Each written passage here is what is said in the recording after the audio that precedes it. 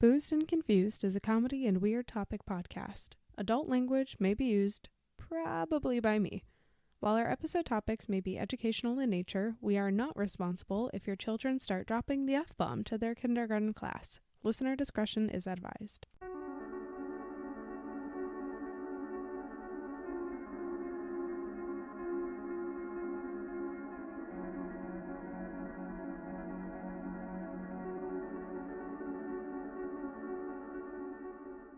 Hello, everybody.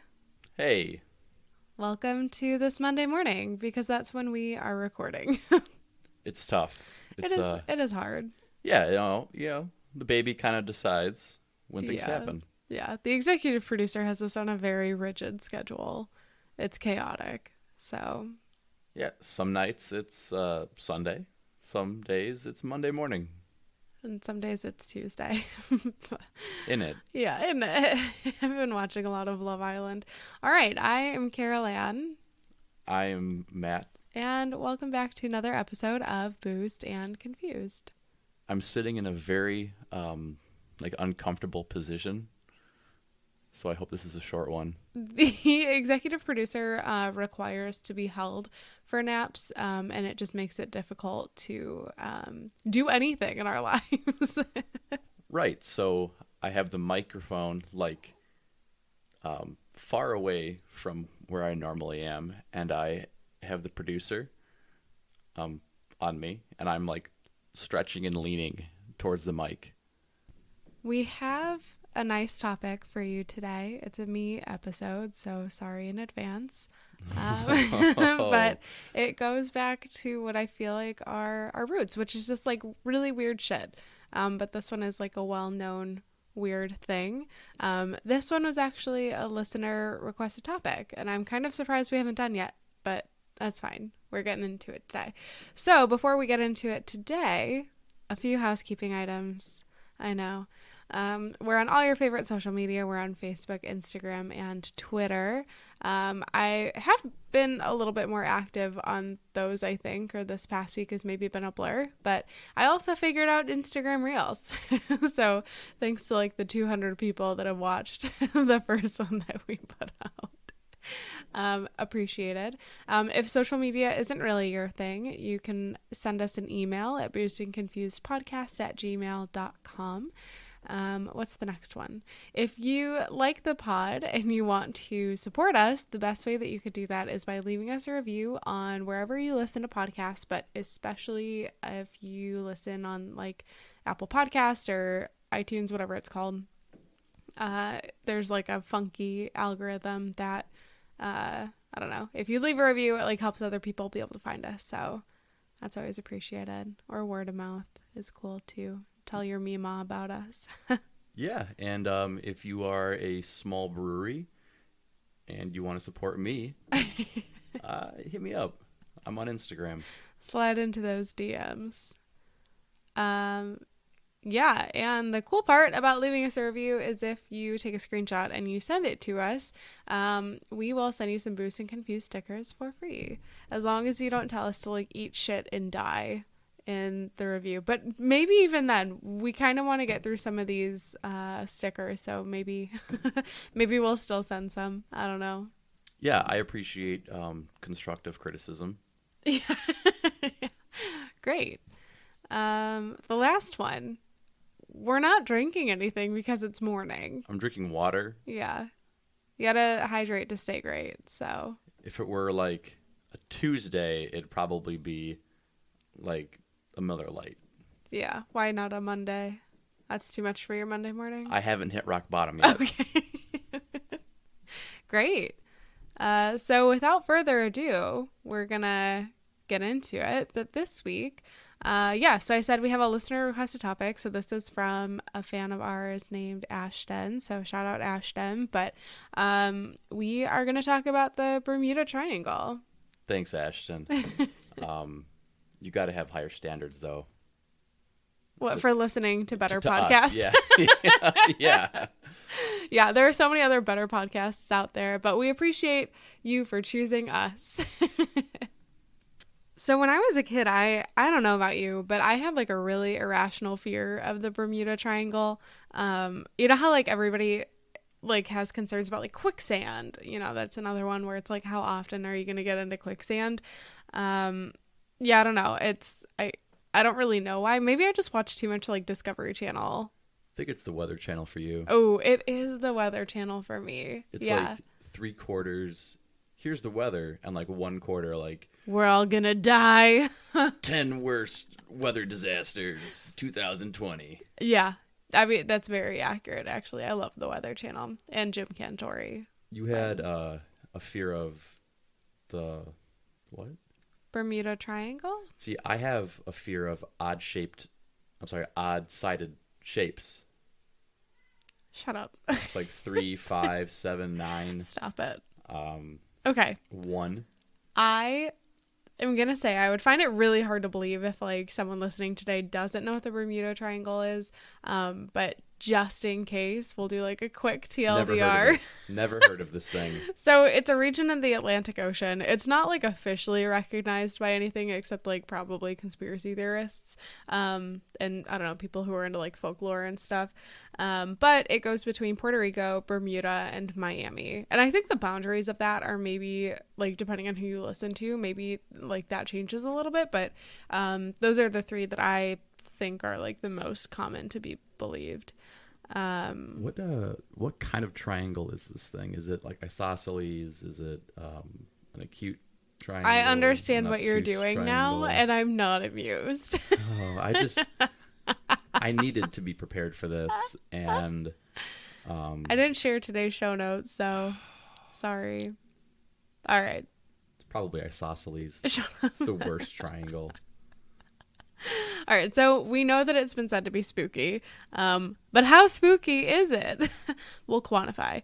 So the Bermuda Triangle has been credited with the deaths and disappearances of over like 8,000 people since at least the mid-1800s. There's at least 50 ships and 20 planes that have disappeared within the triangle, and we're going to talk about some of the more notorious incidents, starting with like some of the ship disappearances first and then moving into planes. So the first ship incident is the Mary Celeste. So it was discovered on December 4th, 1872 with everything like looking normal and in the right place, except the entire crew is gone. The ship is found stranded just after it started its journey from New York to Italy. There were 7 crew members, along with Captain Benjamin Briggs, his wife, and their 2-year-old daughter. And the only thing aside from the crew on the ship was raw alcohol. Ooh. What the hell is even that? I don't know.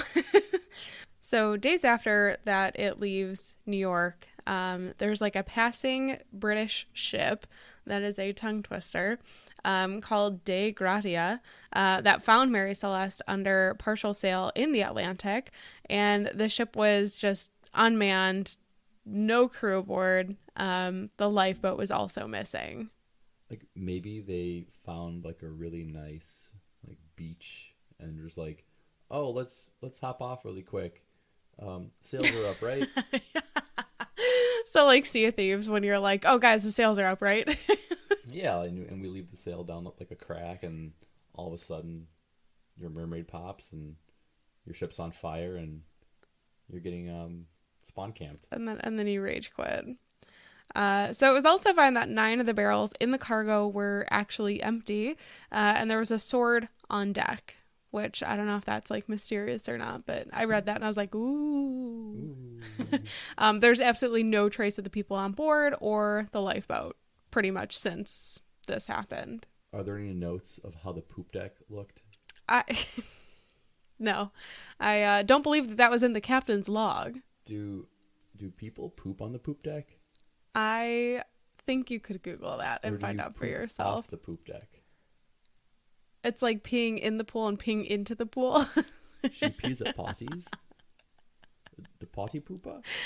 So there were studies that were done to just see what could have possibly happened here, and they ruled out the possibility of a pirate attack because everything, including the barrels of alcohol, which were probably the most valuable, were still intact. And there were some theories around it, including like criminal conspiracy, attack by a giant squid. Ooh. It's called a kraken. They also thought that maybe there could have been an issue of a natural disaster. I imagine when you're out at sea, those waves probably get pretty big. Maybe you get stuck in a bad storm or something. But there's nothing that really fits the bill, because like the weather was good. The entire ship was uncompromised. Like the only thing awry was that the crew was missing and the lifeboat was missing. But kind of weird. That's a great word you just used. Awry. Awry. Oh, thank you. I take that as a compliment coming from you. Sometimes I get a lot of confidence to use words that I'm not sure if I'm using correctly, but if I have the right amount of confidence, it sounds right. I learned that word in 8th grade, and it's spelled stupidly, but yeah, because you want to say Ari. Awry. Awry. That sounds like a battle cry. Arise. So the next ship disappearance that we're going to talk about is the Ellen Austin. So in 1881, the Ellen Austin was on her way to New York from London, and she stumbled upon a derelict near the Bermuda Triangle. Everything seemed fine, going according to plan, but it was drifting just north of the Sargasso Sea, and the crew was just completely gone. But everything else seemed normal. And so Captain Baker of the Ellen Austin asked to observe the derelict for 2 days to make sure it's not like a trap or something. And 2 days with no response from the ship, the captain entered the vessel with this crew to find like a well-packed shipment and no sign of the crew at all. And in order to tow it back with Ellen Austin, the captain placed a prize crew on the ship set to sail together. But 2 days of sail on calm waters, there's like a squall that separates the path of the two ships. And then the derelict basically vanishes. And so days after the storm, Captain Baker's lookout could see the vessel through a spyglass, only to realize that it was like drifting far away aimlessly again. And so, hours and hours go by and they're like trying to keep up with the ship. They finally catch up with the vessel and there's nobody on board. And there's like another version of the story that suggests like a second attempt by Baker to bring her back to land, but ended with the same fate before Ellen Austin, could really, grab hold. I think the thing that is super weird about this is like the ship disappearing, coming back, and then like the crew just being entirely gone again. I don't know. That one creeps me out a little bit. It kind of reminds me of maybe it was the first episode that we did with the ghost ship. Ghost ships, yeah. Yeah, I don't know. It creeps me out. I think I don't know what that one was. I still don't know if we ever figured out what the issue was there. I think that these crews are just teaming up and playing a really, really good game of like hide and seek in the Bermuda Triangle. Yeah. So the next disappearance we're going to talk about is probably one of the more interesting ones because it involves the U.S. Navy. So this is the USS Cyclops, and it's one of the Navy's biggest fuel ships, and this is actually the largest loss of life in the history of the U.S. Navy in a single incident. So pretty catastrophic. But in March 1918, the ship set sail from Brazil to Baltimore through the Bermuda region, and they have almost 11 tons of this ore with about 309 crew members on board. And it's like a good day. There's only one message sent by the ship, and it indicates like no sort of troubles. And the message that they sent was basically saying that like the weather was good and things are going well. But the ship's never heard from again. And there's like this huge search of the area and nothing is found, like nothing at all. There's no remains of the ship. There's no crew members aboard, like nothing has been found, which I think is probably pretty suspicious because you could imagine, like, if there is a large wreck, there's at least something that would float to the top. You know, whether it's like a bucket or I don't know, something. Like a shoe. Yeah, something that you could be like, oh, this is from the USS Cyclops. The other peculiar part of it is the captain never sent like a distress signal. No one on board like ever responded to radio calls from other vessels in the area. And there's just never been an actual cause determined for its disappearance. And there's been a lot of theories, obviously. But I think that one is probably one of the spookier ones. So like if these ships do sink, like, do we know how deep the triangle is? That's a good question. I don't know. Because I could Google it, but I don't know. Like, I think the deeper the triangle, the scarier it is to me. Yeah, well, I could tell you it's not like 10 feet. Right. No, that wouldn't be like the ocean then. Yeah, no. Maybe. I don't know. It's just a really big triangle. So the next one is the Carol A. Deering, and she's a 5-masted commercial schooner, so she's pretty big. And this is one of the more talked about stories or mysteries from the Bermuda Triangle because it's just, I don't know, batshit. So January 31st, 1921, the Carol A. Deering was found hard aground on the rocks of like the shores of North Carolina. And there are speculations that it was involved in rum running. Ooh. But there's this investigation team from Barbados that comes and reaches the vessel. And, what they found was that the ship was just completely deserted. All crew members were missing. All of their stuff was missing. The navigational equipment was gone. The logbooks, the life rafts, like everything was gone. And it kind of looked like they, I don't know, maybe like abandoned ship. The disappearance of Carol A. Deering is often known as the ghost ship of the Outer Banks.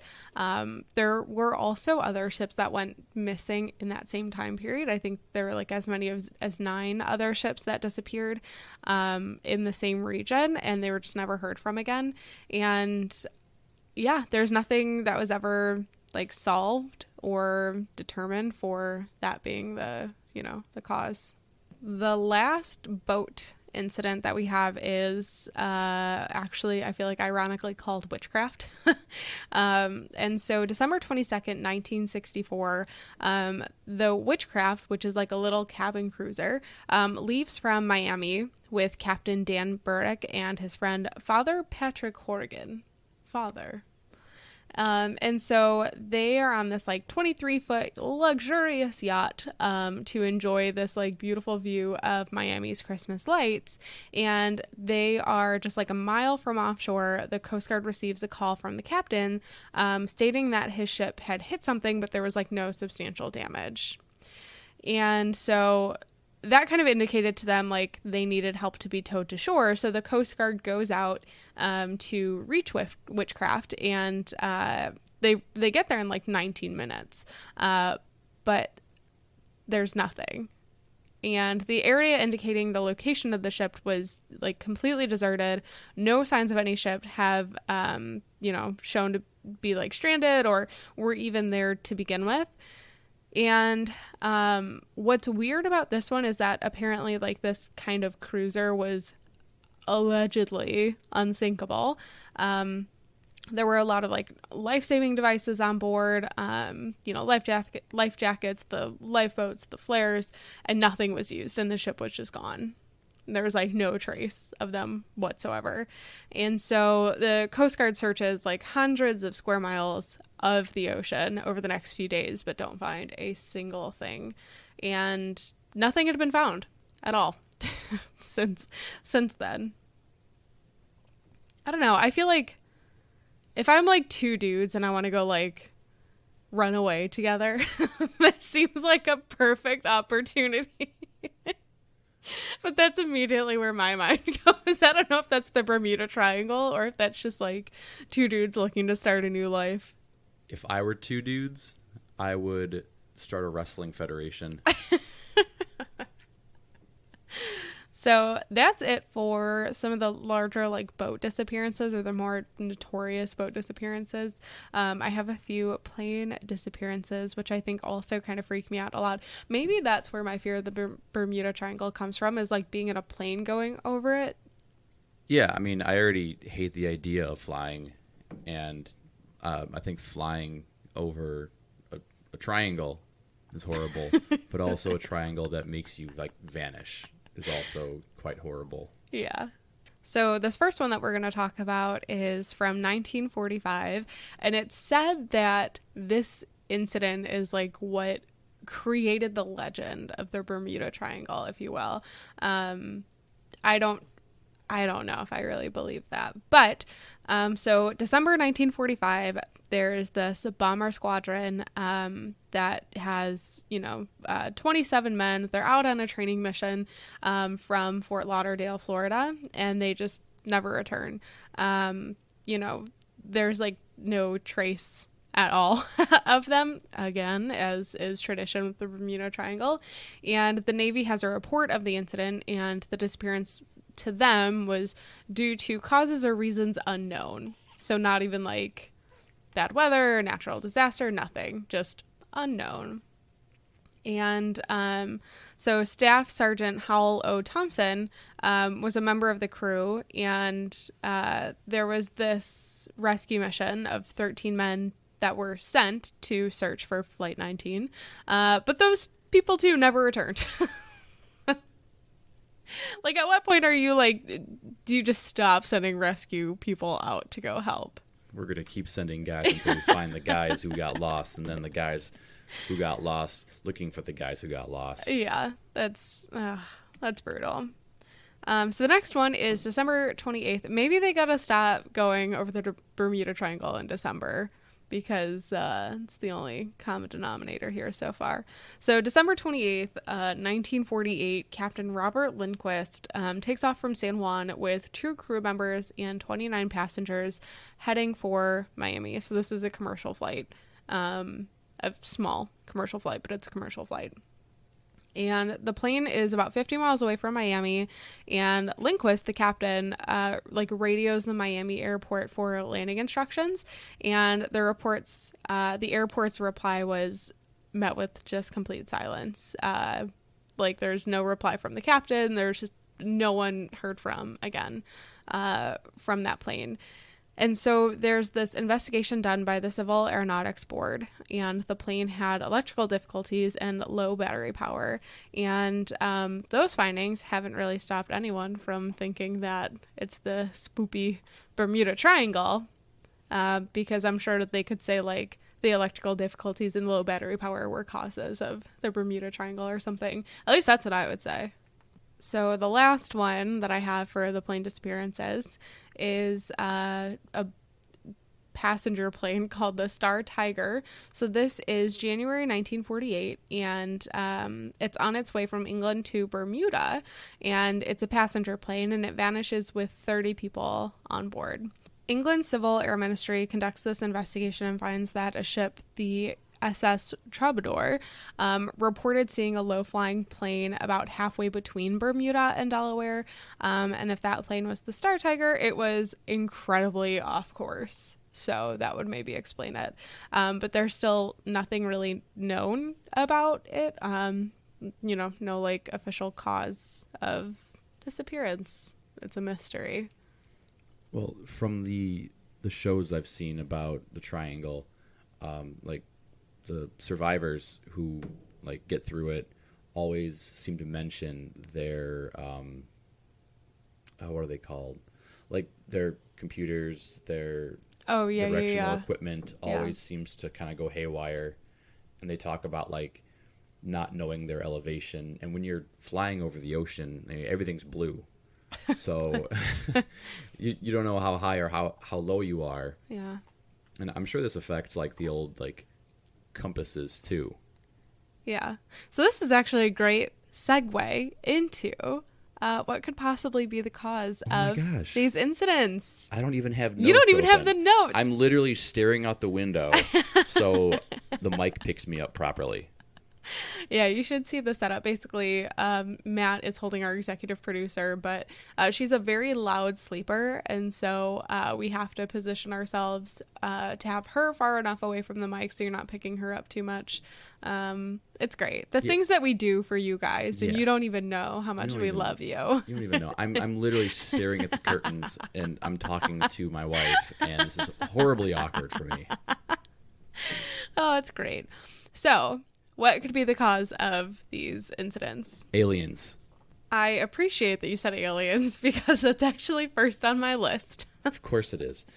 The triangle is actually an underwater space base, and they have magnets that pull things deep, and they do tests. I mean, yeah, maybe, kind of. Yeah. Yeah, I mean, so there's a lot of things that I think happen in like everyday, I don't know, life, like UFOs and stuff, and everyone's very quick to say aliens, which I'm absolutely one of those people. And so, yeah, aliens, like anything extraterrestrial, you know, could be the cause. It could be, you know, Flight 19, where, you know, there were like 5 Navy bombers that disappeared mid-flight in 1945, you know, have been attributed to UFOs. I'm sure there's, you know, you fly long enough, you probably have a good enough chance of running into something a little spoopy. You will enjoy this next one. Pirates.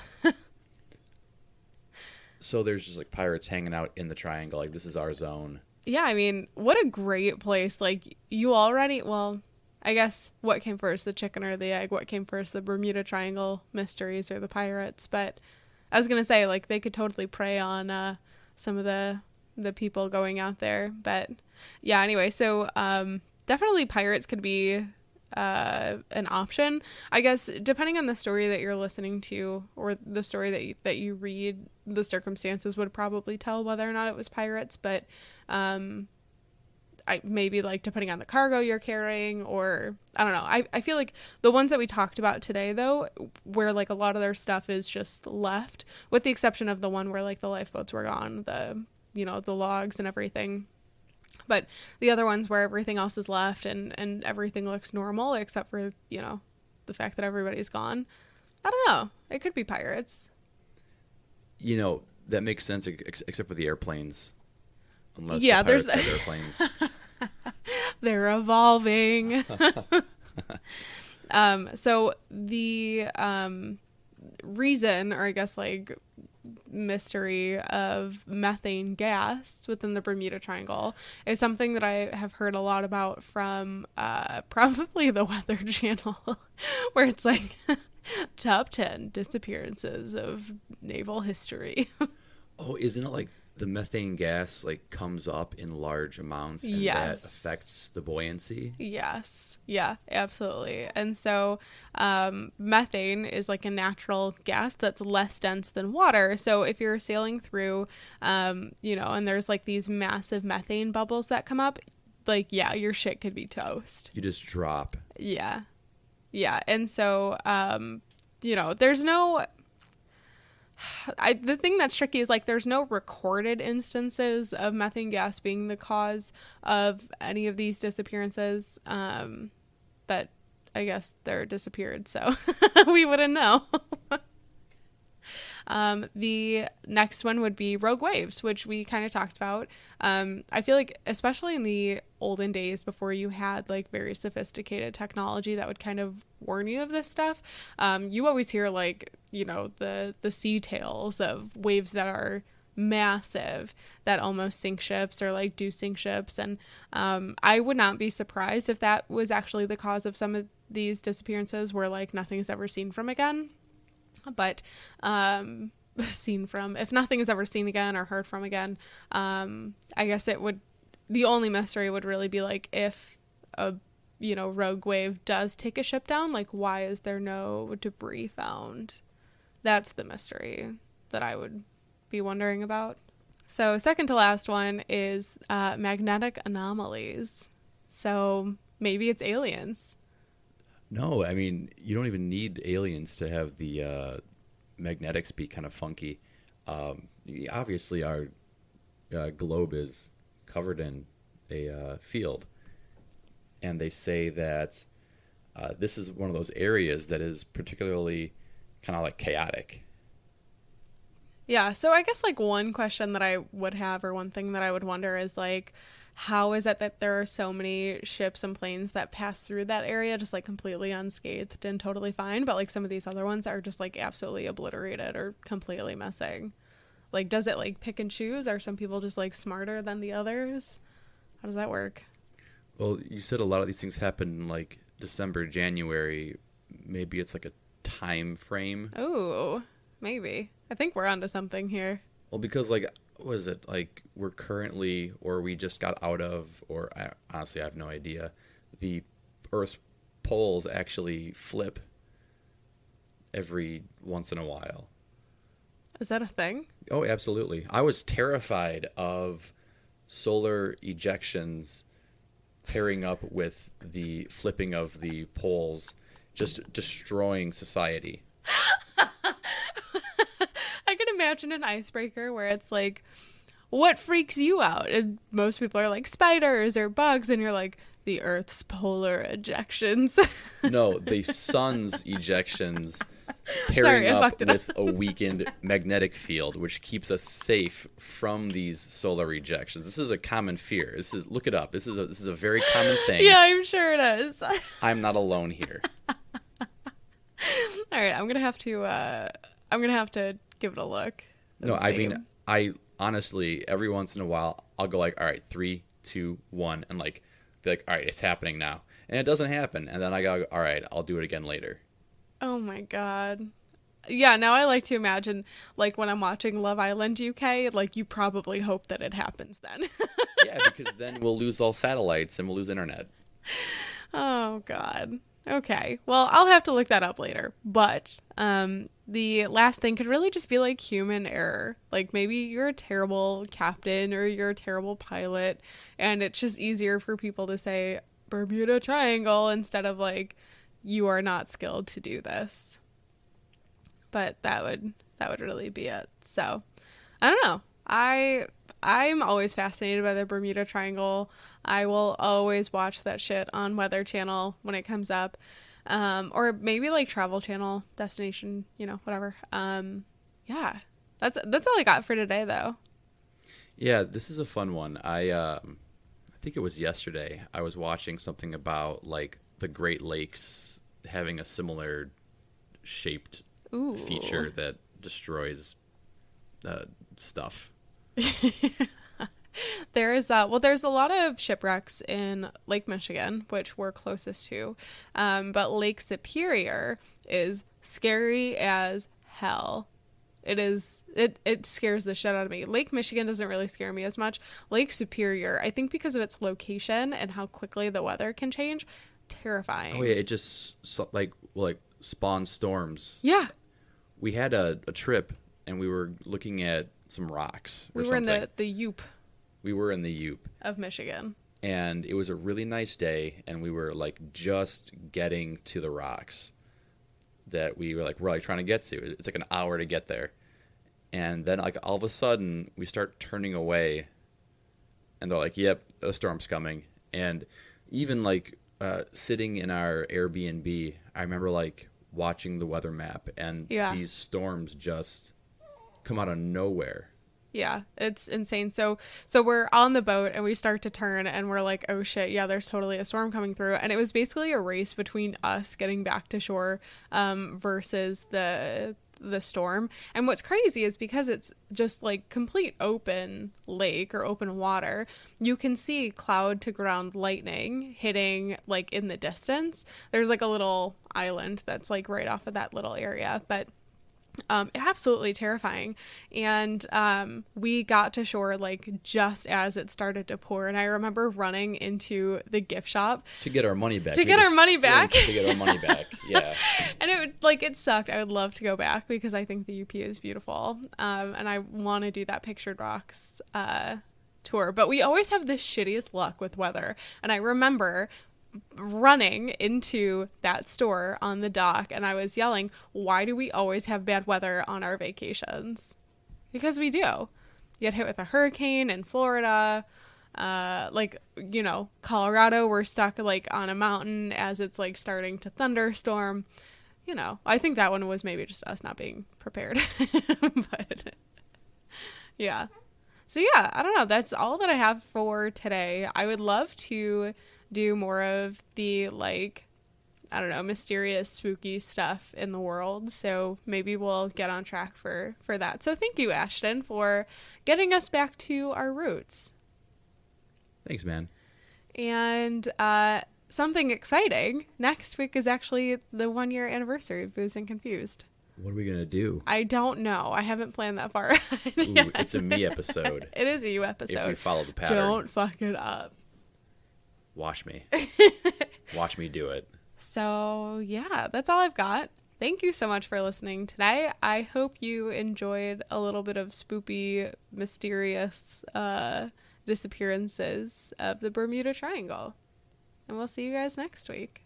All right, let's go paint stuff. Oh, yeah, we decided that, I don't know, because we've got a couple more weeks before we both go back to work, thanks to the executive producer, why not just HGTV the shit out of our house? Yeah, a year of pandemic and 2 months of baby time, and you sit in the same room every day. And you hate it. And you watch people change their houses drastically, and you're on a budget. You paint. Yeah, exactly. So thanks so much for joining us. We will see you next week. Cool. Bye. Bye.